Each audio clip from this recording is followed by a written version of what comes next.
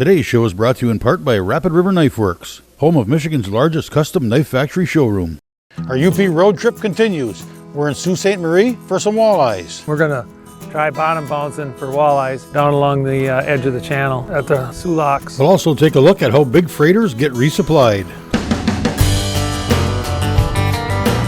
9 million acres of forest, 1,700 miles of continuous shoreline, 4,300 lakes, 12,000 miles of streams, more than 300 waterfalls, 15 counties, 2 time zones, and 1 area code. Welcome to the Upper Peninsula. Welcome to 906 Outdoors.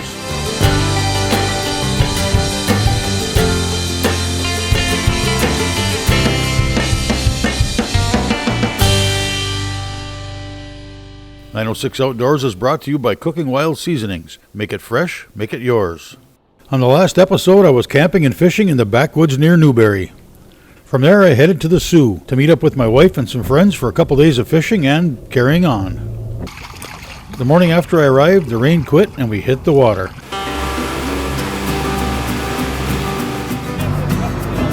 I was on board with my friend Rick, who you might remember from the Smoking Fish and Venison episodes, along with friend and Sault Ste. Marie connection, Kurt White. We were counting on Kurt to put us on some fish. The wind direction wasn't favorable for our original plan of heading south, so we decided to stick closer to home and put some walleyes in a live well. We did give it a quick try for some early Chinooks. Well, this morning we're fishing Chinook salmon. Hopefully we can catch one. It's a little bit early, but there should be some salmon around. But didn't get any cooperation from the fish. So we set out in search of some St. Mary's walleyes.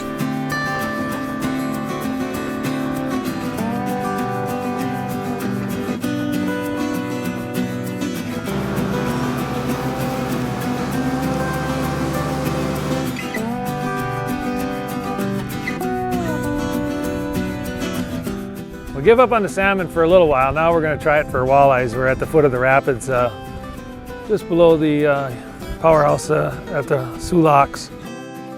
We're going to try bottom bouncing for walleyes down along the edge of the channel. We got some night crawler harnesses on, and hopefully we get a little more action than the salmon fishing.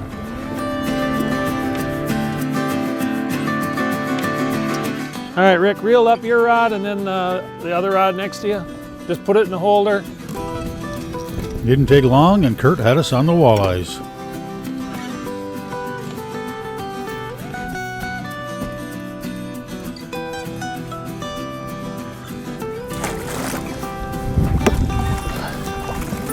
In the bucket.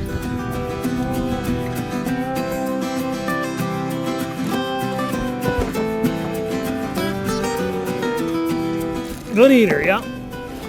Throw them in the live well.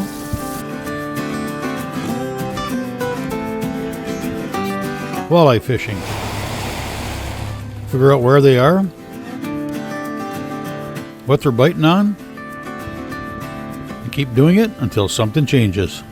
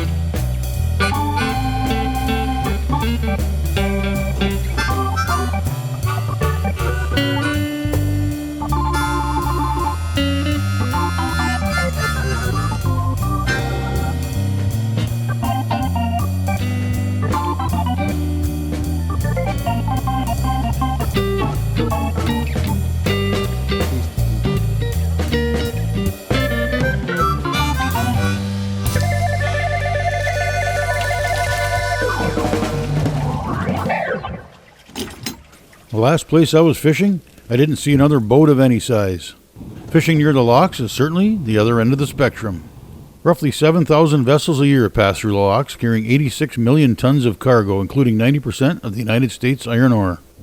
You ever wonder where and how these large freighters get their supplies, like food, spare parts, tools, or how do they send and receive mail? Well, that varies at different ports across the Great Lakes, but here at the locks, it's done on the fly. That big ship is the Herbert C. Jackson. The smaller boat alongside is the Ojibwe, and it belongs to Soo Marine Supply. Soo Marine Supply delivers consumables, non-consumables, parts, equipment, everything from Christmas trees to barbecue grills. Oh, and the mail too. I had the opportunity to get the grand tour and hop aboard the Ojibwe while they resupplied the Edgar B. Spear.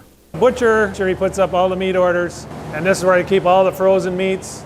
The fish are down in that freezer down there, ice cream. This is all your shrimp and all types of fish. They'll do it up 24 hours in advance. This is just like a grocery store. This is a box that's going to go on the Anderson tomorrow or whenever it comes through. And this area over here is all the hardware items. The captain and the boat crew puts these orders up. 3 different departments, the steward, the engineer, and the mate. Everything that has green tape on it goes to the engine room. The boxes with red tape go to the mate and the captain, and the stuff with yellow tape goes to the steward. And these are all the pipe fittings. A lot of pipe on those boats. They're constantly fixing pipes. This is an order here for the Arthur M. Anderson. It'll be whenever he comes through, the crew will come in and grab these pallets. And then they also have some pallets in the warehouse for freezer and fresh refrigerator stuff. The boats put their laundry off, and then we have a laundry service uptown that does all their laundry, and then they get clean laundry every trip. Pittsburgh Steel, it was the label on the front out here. I believe they built this just to supply their freighters. Back in the old days, they had about 100 freighters, and they would supply them. And as the years went by, the freighters got bigger, and then there's less and less boats. It's called U.S. Steel now. And now we supply Interlake Steamship, American Steamship we supply, and the Van Eckenbort boats. So it's a diverse company now. Supply whoever wants supplies now.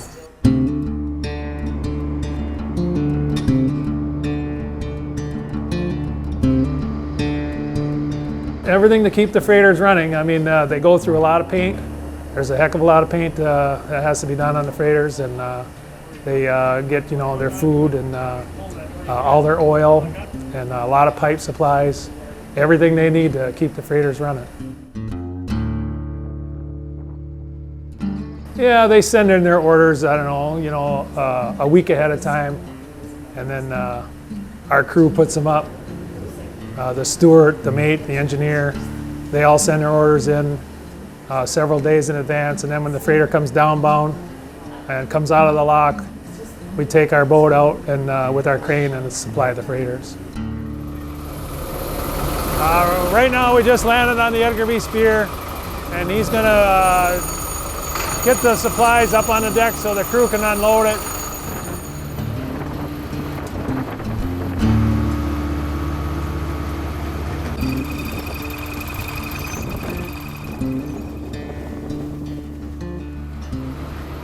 They usually get the supplies downbound because they're loaded, and then the ship is lower to the water, and it's easier to put the supplies on.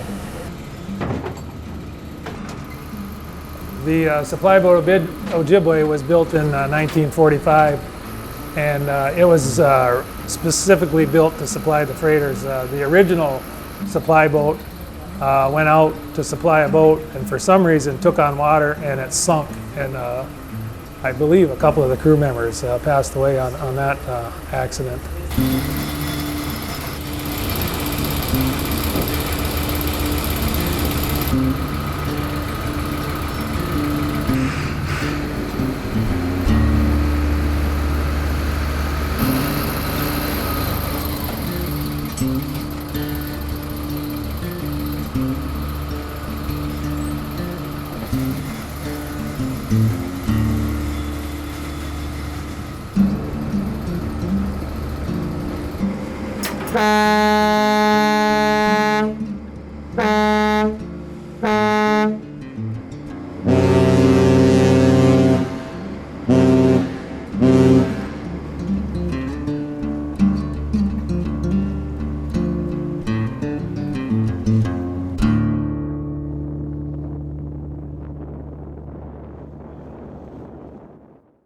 906 Outdoors is brought to you in part by Blades Bait and Tackle, your year-round connection to fishing bait Enoch.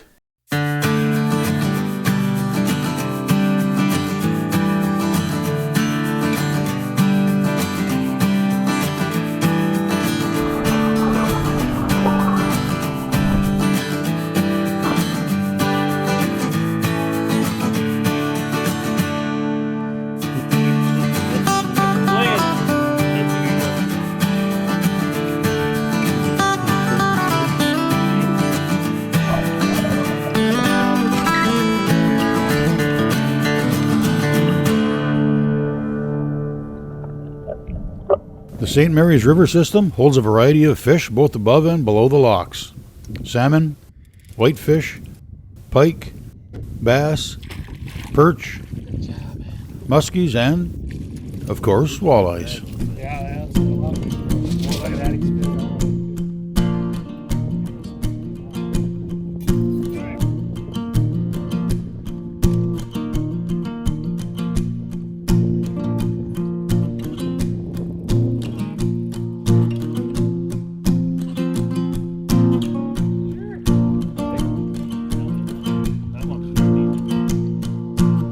There you go.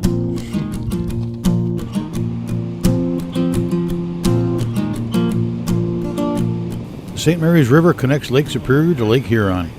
It starts at the end of Whitefish Bay on the Lake Superior side and flows 75 miles southeast into Lake Huron. For its entire length, it forms the international border between the U.S. and Canada. The Soo Locks were created to bypass the 21-foot drop in the rapids, making it possible for ships of all sizes to travel between Lake Superior and the lower Great Lakes.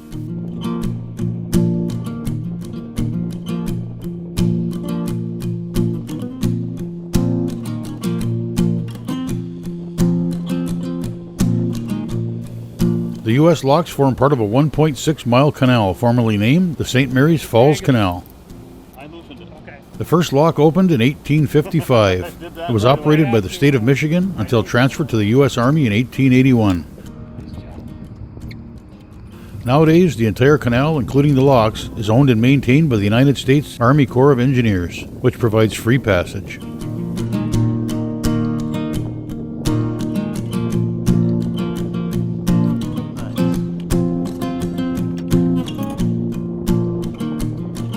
The current configuration consists of two parallel lock chambers, each running east to west. The MacArthur lock, built in 1943, is 800 feet long, 80 feet wide, and 29.5 feet deep, large enough to handle ocean-going vessels.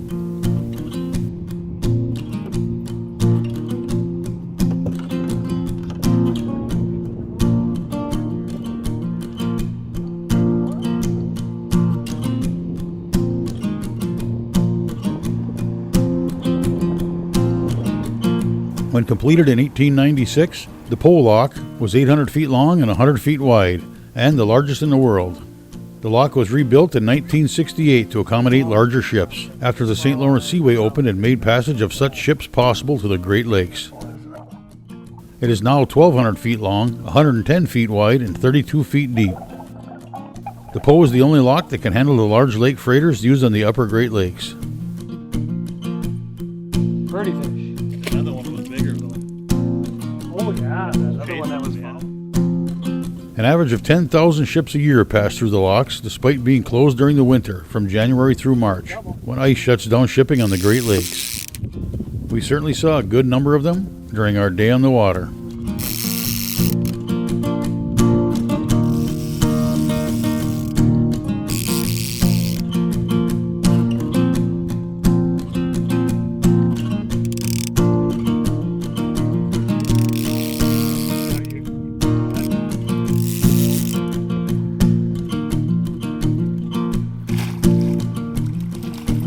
Oh, did I mention catfish? You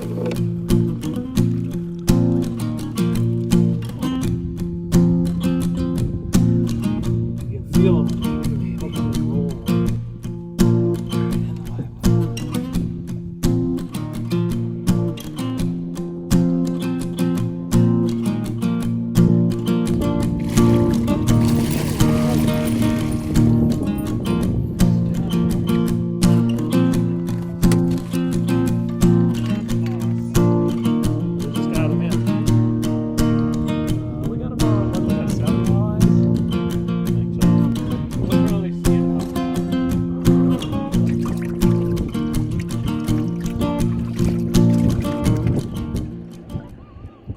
906 Outdoors is brought to you in part by Christ, your Northwoods neighborhood store. Here's Dwight from Race Driven with some tips on what to bring with you when you're hitting the trail. So some of the essentials we thought we'd list off is, some things that new riders come in, or even maybe experienced riders that just are kind of wondering what they should bring on the trail with them. We always recommend that you're going to have a good set of riding boots, a set of gloves, a good helmet, and obviously a good set of goggles, maybe 2 pair, depending on what you're riding.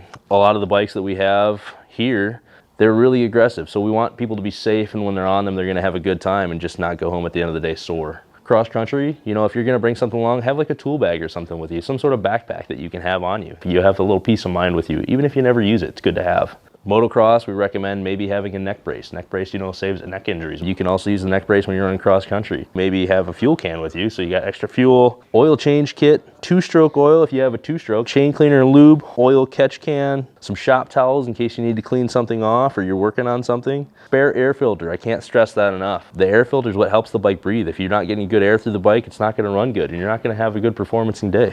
Make sure you're bringing some sort of large toolkit with you that you have inside your vehicle. That way in case you need to work on something more than just on the trail. Have an extra socket set, some wrenches, maybe some Torx bits, something that, if you can make it back to the vehicle, you can work on it and possibly continue on the rest of the day. Make sure you got a bike stand with you. A lot of the cross-country bikes, they have the kickstand on them, but like with motocross, they don't have that. You're gonna end up needing to put the bike on something, and nobody wants to lean their bike up against the trailer to work on it. Bring some spare clothes, some dry clothes, zip ties, electrical tape. You never know what you're gonna need zip ties and electrical tape for. Make sure you have some sort of med kit on you, some sort of air pump with you, whether it's a bike pump, a mini air compressor, something to put air in the tires. Some sort of wet wipe, so you can clean your goggles, clean your face a little bit, so even to wipe the grips off. Obviously, we need you to have some food and water out there. Stay hydrated and stay, eat protein, beef jerky, chips, something like that to keep being on an empty stomach. If you're riding on an empty stomach, you're gonna get fatigued easier. It's just gonna make the day go by harder. Well, the fishing was awesome, but the Sault Ste. Marie portion of my road trip was far from over. Our host Kurt and his wife Bonnie had a bit more up their hospitality sleeve, and they happen to be 2 of my favorite things. First, some guitars, mandolins, a harmonica, and a stand-up bass showed up along with their owners, who happen to be top-notch musicians.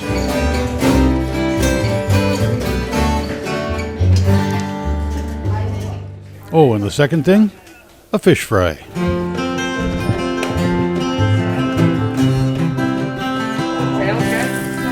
You and me, sitting in the back of my memory, like a honeybee, buzzing around the glass of sweet Cherie. Lady alone when the midlight shining like silver through on around. We made love every way love can be made. We made time look like time could never fade. Friday night, we sure made the guitar long. Saturday made Sunday look like it would never come. Wanna be alone Monday, sitting all alone on the mountain by a river that has no end. Wanna be alone Monday,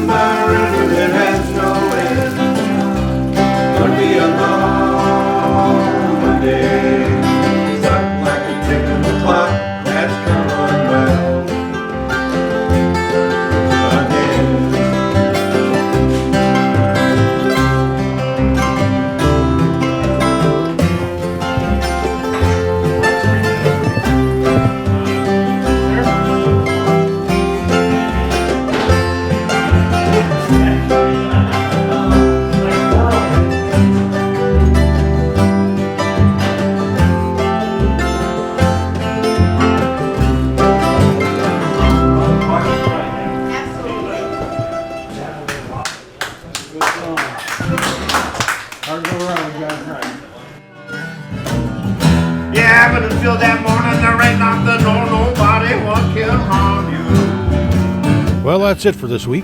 Next week, we'll be heading for Mackinac Island for the final leg of our UP road trip. Standing by.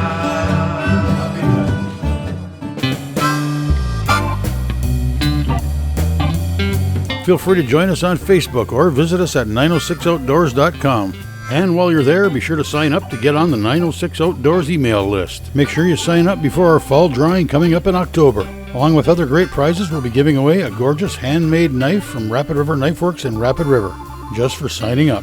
Thanks for watching, and we invite you to join us next week for another adventure right here on 906 Outdoors.